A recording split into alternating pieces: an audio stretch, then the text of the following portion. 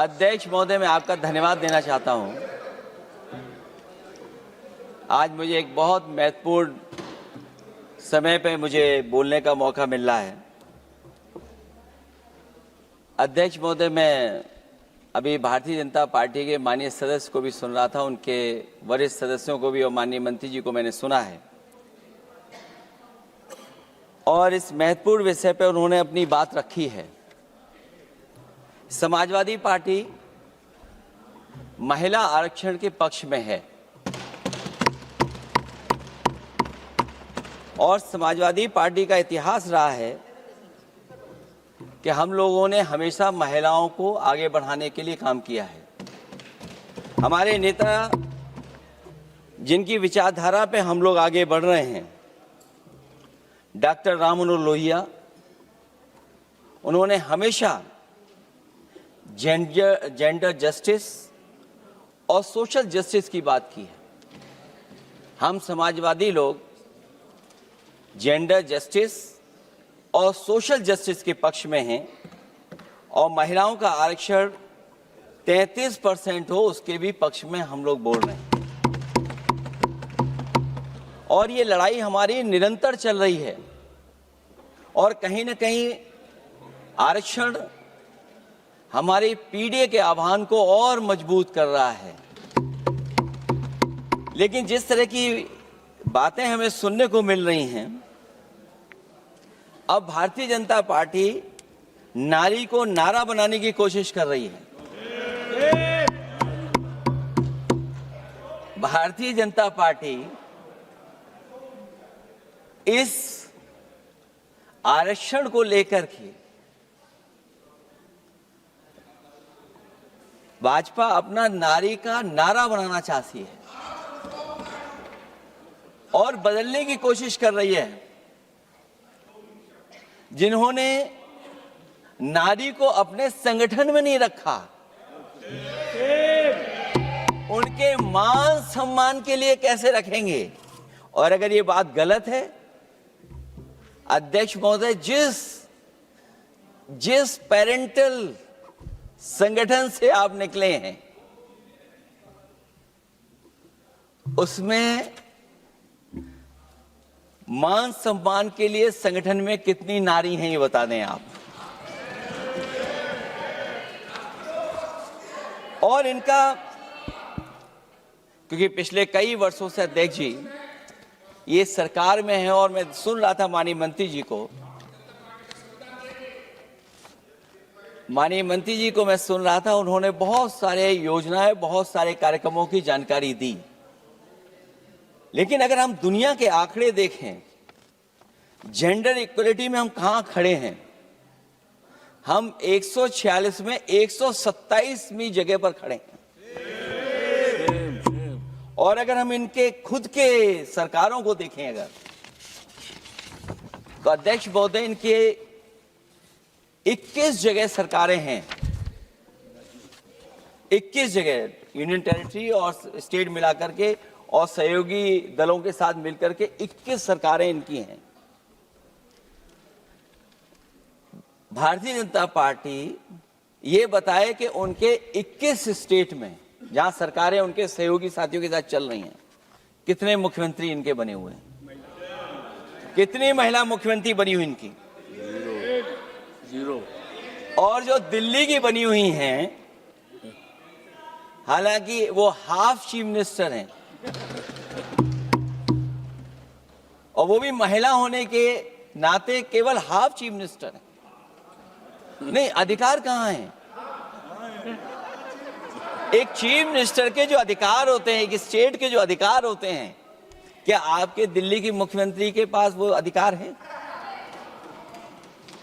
और फिर जो अभी तक जो सबसे बड़ी पार्टी है, जो सबसे बड़ी पार्टी अपने आप को कहते हैं, पूरे देश में जितने भी इनके विधायक चुने गए हैं, आप बताओ आपकी संख्या क्या है?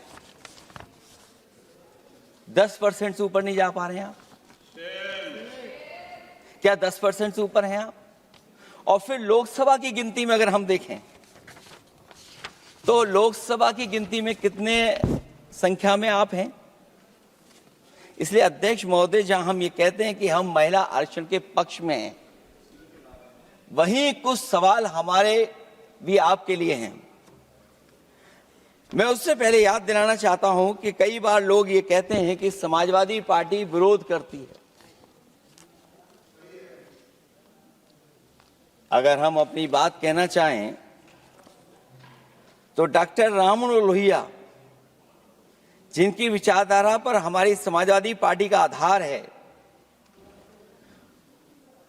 उनके द्वारा हमेशा महिलाओं को पुरुषों के बराबर की हिस्सेदारी हर क्षेत्र में देने की बात कही गई। और मैं उनको कोट करना चाहता हूं कि संस्कार का आरंभ महिला से होता है। यदि महिला जागृत है तो पूरा समाज जागृत हो जाता है।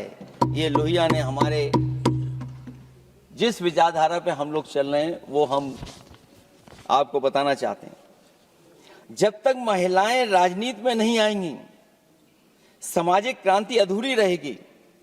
लोहिया जी ने निरंतर महिलाओं की राजनीति में महत्वपूर्ण भूमिका पर बल दिया है और समाज में वास्तविक परिवर्तन उनके योगदान से ही आ पाएगा। इसलिए मैं याद दिलाना चाहता हूं अध्यक्ष महोदय, उत्तर प्रदेश में पंचायत में सबसे पहले आरक्षण महिलाओं के लिए लागू करने का काम समाजवादी पार्टी ने किया। तो जहां महिलाओं के पक्ष में है उनके आरक्षण के, वहीं हमारा सवाल यह भी है कि जल्दीबाजी क्यों है। आखिरकार महिला आरक्षण के नाम पर जल्दीबाजी क्यों है भाजपा के अंदर।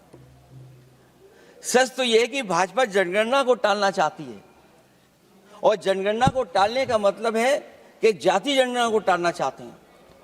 और जाति जनगणना इसलिए टालना चाहते हैं क्योंकि वो आरक्षण का सवाल उठेगा। जो भाजपा, उनके संगी साथी कभी भी देना नहीं चाहते हैं आरक्षण।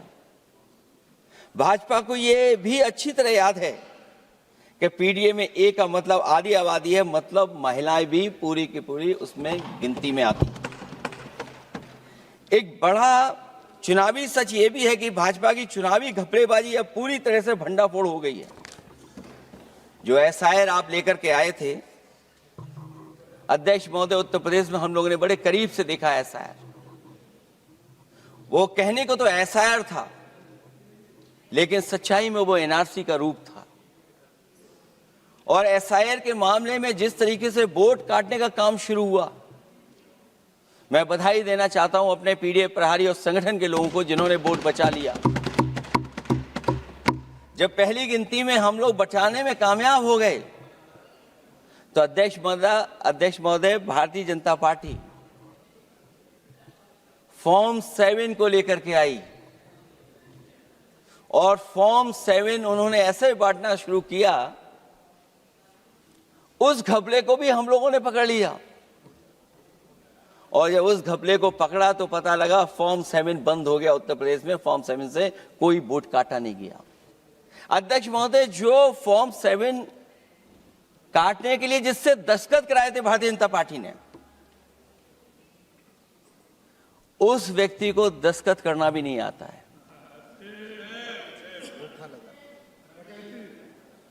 अध्यक्ष महोदय, जो एसआईआर के बहाने फॉर्म 7 लेकर के आए थे, जो फॉर्म 7 दस्तखत करा करके वोट काटे जा रहे थे उत्तर प्रदेश में, जब पकड़ा गया, हम लोगों को जानकारी मिली, हम लोगों ने उसको प्रेस के सामने लेकर के आए और चुनाव आयोग को शिकायत की। फॉर्म 7 से वोट कटना रुक गया, लेकिन अभी भी उस पर कोई कार्रवाई नहीं की जिसने उसके नकली दस्तखत कराए थे। अध्यक्ष महोदय, इससे तो लगता है कि पूरा का पूरी व्यवस्था जुड़ी हुई है भारतीय जनता पार्टी से। और धीरे धीरे जो भारतीय जनता पार्टी की सरकार चली है, हेरा फेरी हम लोग पकड़ लिए, भाजपा की कलई खुल गई और उसके समर्थक और वोटरों का आकाल पड़ने लगा। तब भाजपा निराशा के इस दौर में उभरने के लिए बिल लेकर के आ रही है। ये भारतीय जनता पार्टी का जो वोट कम हो रहा है, असली लक्ष्य अध्यक्ष महोदय वोट है, सत्ता में रहना है। इसलिए आरक्षण को लेकर के आए हैं। भाजपा की यही राजनीतिक चाल रहती है। जब पुराने लोग ये समझ जाते हैं कि भाजपा किसी की सगी नहीं है, तो हर बार भाजपा कुछ नए लोगों को अपने लुभाने जुमलों में फंसाती है। इस बार भाजपा महिलाओं को लेकर ये पुरानी चाल चल रही है, लेकिन सफल नहीं होगी, क्योंकि सबसे ज्यादा दुखी तो महिलाएं ही हैं। भाजपा की कमीशन खोरी और चंदा वसूली की वजह से जो महंगाई बढ़ी है, उससे उनकी रसोई सूनी हो गई है। रही सही कसर सिलेंडर की, बेतहाशा बढ़ती कीमतों ने पूरा कर दिया है। ये अध्यक्ष महोदय, मैं इसलिए कह रहा था कि माननीय मंत्री सिलेंडर की याद दिला रहे थे। उन्होंने इज्जत घर को भी याद दिलाया, जिसको कभी प्रधानमंत्री जी ने कहा कि ये इज्जत घर होंगे। गांव गोद लिए गए, जाकर के सरकार देखे उन गांव को अनाथ अगर किसी ने छोड़ा है तो भारतीय जनता पार्टी ने छोड़ा है। हर महिला अपने बच्चों को पढ़ाना चाहती है, लेकिन भाजपा की शिक्षा विरोधी सोच तो सरकारी स्कूल तक बंद करवा दे रही है। महिलाओं का दर्द क्या होता है, ये मेरठ के दुकानदारों के परिवार की महिलाओं की आंखों में आए आंसू भी बयां कर रहे हैं, और नोएडा की मजदूर और मेड के गले बयान भी कर रहे हैं। क्योंकि जब हम बहस महिला आरक्षण पे कर रहे हैं, तो हमें याद रखना चाहिए कि हमारे बिल्कुल बगल में 40,000 से ज्यादा लोग सड़कों पे मजदूर, महिलाएं सड़कों पर हैं, जहां से प्रभु श्री राम जो कभी हम लोगों ने स्क्रीन पे देखा था, वो चुन करके आए थे। वहां पर महिलाएं धरने पर बैठी हैं, और अगर ये धरने पर इसलिए बैठी हैं क्योंकि उनको न्याय नहीं मिल रहा है, भारतीय जनता पार्टी की सरकार की वजह से उनके घर उजड़ रहे हैं, महिलाएं रो रो करके न्याय मांग रही हैं, तो मैं कहना चाहता हूं अध्यक्ष महोदय सरकार से कि अगर ये बिल इतना ही सही है तो इसे मेरठ नोएडा की पारिवारिक और कामगार महिलाओं के बीच बैठकर घोषित किया जाए कि उनके लिए इसमें क्या क्या होने जा रहा है। हम महिला आरक्षण के साथ हैं, पर उस भाजपाई चालबाजी के खिलाफ हैं जो एक साजिश के तहत की जा रही है। भाजपाई और उनके संगी साथी देश की सबसे बड़ी आबादी के वर्ग मतलब पिछड़े वर्ग की महिलाओं के बारे में चुप्पी साधे बैठे हैं। ये बात अध्यक्ष जी समझ में नहीं आ रहा है, क्योंकि जब हम लोग प्रधानमंत्री जी को सुनते थे तो वो ये कहते थे कि हम पिछड़े वर्ग से आते हैं, हम आप जैसे ही हैं, पिछड़े हैं। लेकिन जब आरक्षण की बात हो रही है तो पिछड़ों की संख्या इसमें कितनी है, हमें उम्मीद है कि सरकार इस पर जरूर बात अपनी रखेगी। ये संशोधन के नाम पर जो जल्दीबाजी दिखा रहे हैं, दरअसल उसके पीछे भाजपाइयों की मंशा है कि जनगणना न करनी पड़े, क्योंकि अगर जनगणना करनी पड़ेगी तो जातिवार आंकड़े भी देने पड़ेंगे और जातिवार आरक्षण भी। ये भाजपा का एक बहुत बड़ा षड्यंत्र है, जिसमें जनगणना आधारित परसीमन को नकार कर पिछड़ों का अधिकार लूटा जा रहा है। ये लोकतंत्र के खिलाफ खुफिया लोगों की गुप्त योजना है, जो अब तक स्वीकार नहीं, जब तक प्रक्रिया के साथ हम लोग स्वीकार कभी नहीं कर सकते, जब तक इसका लागू करने का तरीका ठीक ना हो। अगर पिछड़ों की आबादी कम से कम अगर हम गिन लें कि 70%, 80% से ज्यादा है, अध्यक्ष महोदय अगर हम उनको 66% मान लें, तो इनकी आबादी कम से कम पिछड़ों की 33% होगी, आधी आबादी की जनसंख्या, जिनके हक की बात तो है ही नहीं इसके अंदर। इसका मतलब यह हुआ कि पिछड़े वर्ग की 33% महिलाएं, उनको हक देना नहीं चाहते ये लोग, हक उनका छीनना चाहते हैं। और फिर जो डिलिमिटेशन का साथ साथ लेकर के आए हैं, ये डिलिमिटेशन क्या है अध्यक्ष महोदय? ये डिलिमिटेशन है कि इलेक्टोरल मैप को बदल दें। हमारे पूर्व में कांग्रेस के सदस्य ने ठीक कहा है कि जब डिलिमिटेशन की बारी आई तो इन्होंने पूरी रणनीति बना करके कि किस तरीके से लोकसभाओं के क्षेत्र बनाए जाएं, क्षेत्र कैसे बने जिससे कि उन्हीं को पॉलिटिकल लाभ मिले, वो हम लोगों ने आसाम में भी देखा और जम्मू कश्मीर में भी देखा है। इसलिए हम चाहते हैं कि पहले जनगणना हो और जनगणना जब आंकड़े सही आ जाएंगे अध्यक्ष महोदय, तब जाकर के डिलिमिटेशन ठीक होगा। और अगर आंकड़े ही ठीक नहीं हैं तो फिर आरक्षण कैसे ठीक होगा? क्योंकि आरक्षण का आधार ही हमारा जनसंख्या पर है। कहीं ऐसा तो नहीं कि आधी आबादी में ये मुस्लिम को भी ना गिनते हो, मुस्लिम महिलाओं को। इसलिए हमारी मांग होगी कि आधी आबादी में पिछड़े और मुस्लिम महिलाओं को भी जोड़ करके इस आरक्षण को पूरा किया जाए। एक जो हमें आशंका है कि जब आरक्षण होगा और डिलिमिटेशन होगा और जब संख्या बढ़ेगी तो उत्तर प्रदेश की संख्या विधानसभा की 500 से ऊपर होने जा रही है। और अगर 500 से ज्यादा होने जा रही है तो उसमें सरकार क्या विचार कर रही है? कहीं कोई ऐसा षड्यंत्र तो नहीं है जो हम महिला आरक्षण के बहाने उस षड्यंत्र को छिपा करके आगे बढ़ रहे हों? क्योंकि उत्तर प्रदेश में 120 सीटें तो लोकसभा की होने जा रही हैं और विधानसभा की सीटें तो अगर 600 हो रही हैं, अगर 600 हो रही हैं तो कहीं ऐसा तो नहीं अध्यक्ष महोदय उसमें भी कोई साजिश षड्यंत्र हो? जो षड्यंत्र हम लोगों को समझ में नहीं आ रहा हो। और अगर षड्यंत्र रहेगा तो जैसे अयोध्या हारे आप, एक बार फिर उत्तर प्रदेश आप हार जाएंगे। और 33% सीटें कौन सी होंगी? आप अगर सीट रिजर्व कर देंगे, कॉन्स्टिट्यूंसी रिजर्व हो जाएगी, तो अध्यक्ष महोदय ये महिलाओं के बीच ही कंपटीशन करा देंगे। अगर कॉन्स्टिट्यूंसी रिजर्व होंगी तो अध्यक्ष महोदय महिलाओं के बीच ही कंपटीशन हो जाएगा। क्योंकि वो अध्यक्ष महोदय वो माननीय सदस्य कह रहे हैं कि वो तो होना चाहिए, वो सास बहू वाली तो हार गई हैं आपकी।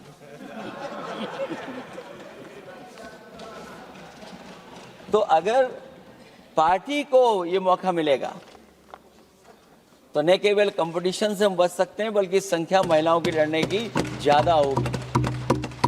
ये महिलाओं को ज्यादा नहीं लड़ने देना चाहते हैं चुनाव, इसलिए कॉन्स्टिट्यूंसीज को रिजर्व कर रहे हैं।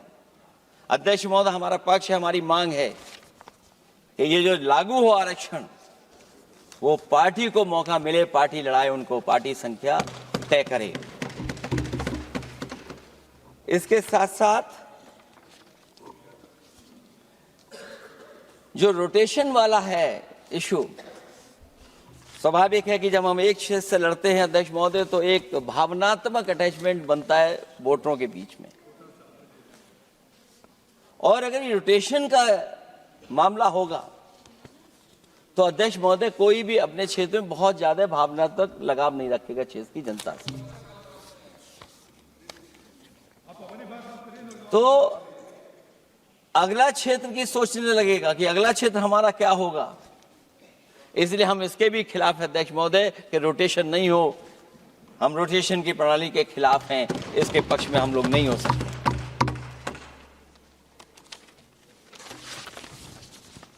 इसलिए अध्यक्ष महोदय हमारी मांग होगी कि पहले सेंसस कराए, जनगणना कराई जाए। और अगर ये जनगणना नहीं कर रहे हैं तो इसका मतलब धोखा दे रहे हैं। क्योंकि पुराने बिल में जो हम लोगों ने बात देखी और रखी थी उस समय वो यही था कि जनगणना करा करके महिला आरक्षण बिल आएगा। लेकिन ये लोग 2011 का लेकर के आ रहे हैं। इसका मतलब इनकी पूरी तैयारी है कि कौन सा लोकसभा क्षेत्र कैसा होगा। इनके गुप्त लोगों ने वो कहीं ना कहीं नक्शा बना करके रखा होगा जिसको आरक्षण पास होते ही, बिल पास होते ही ये लागू करने की कोशिश करेंगे। और जो और सुधार होने चाहिए महिलाओं के, जो सुधार होने चाहिए उन सुधारों पे इसमें बिल में कोई विशेष योजना या विशेष बात नहीं हो रही है। बिना उनके लिए लाभ पहुंचाए, सशक्तिकरण किए, शायद हम पूरा उनको हक नहीं दे पाएंगे। मैं अध्यक्ष महोदय आपसे यही निवेदन और अपील करूंगा कि पिछड़ों को, माइनॉरिटी को, खासकर मुस्लिम महिलाओं को आरक्षण दिया जाए। जो सेंसस से ये दूर भाग रहे हैं वो इसीलिए भाग रहे हैं क्योंकि जाति जनगणना की मांग उठेगी, और अगर जाति जनगणना की बात उठेगी तो आरक्षण की बात और उठेगी। हमें उम्मीद है कि हम लोगों की बात मान करके सरकार उस पर विचार जरूर करेगी। जब हम आरक्षण देना चाहते हैं तो बिना पिछड़ा, बिना मुसलमानों के शायद हमारा जो लक्ष्य है महिला आरक्षण का वो पूरा नहीं होगा। इन्हीं शब्दों के साथ आप सबका बहुत बहुत धन्यवाद।